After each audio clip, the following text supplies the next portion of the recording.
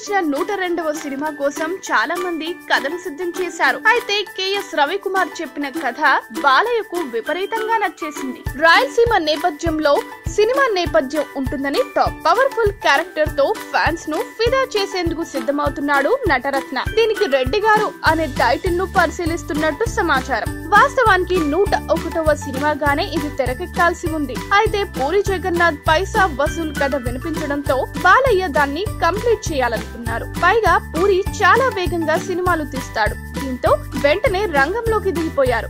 September 27వ తేదీన ఈ cinema ప్రపంచ వ్యాప్తంగా రిలీజ్ కానుంది. పూరి జగన్నాథ్ పైసా వసూల్ సినిమా శరవేగంగా షూటింగ్ జరుపుకుంటోంది. త్వరలోనే ఇది పూర్తి కానుంది. వీలైతే ఈ సినిమాను అనుకున్న తేదీ కంటే ముందుగానే రిలీజ్ చేసేందుకు కూడా సిద్ధమవుతున్నారు. పూరి జగన్నాథ్ డ్రగ్స్ కేసులో ఆరోపణలు ఎదుర్కొనడంతో నిర్మాతలు దీన్ని త్వరగా పూర్తి చేయాలని కోరినట్లు సమాచారం. బాలయ్య 102వ సినిమాలో నయనతార హీరోయిన్ గా నటించనుంది. సి కళ్యాణ్ నిర్మాత.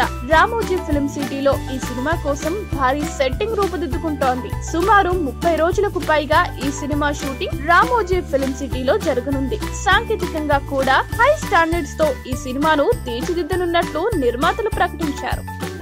ఈ వీడియో గనుక మీకు నచ్చినట్టయితే లైక్ చేయండి, షేర్ చేయండి, సబ్స్క్రైబ్ చేసుకోండి.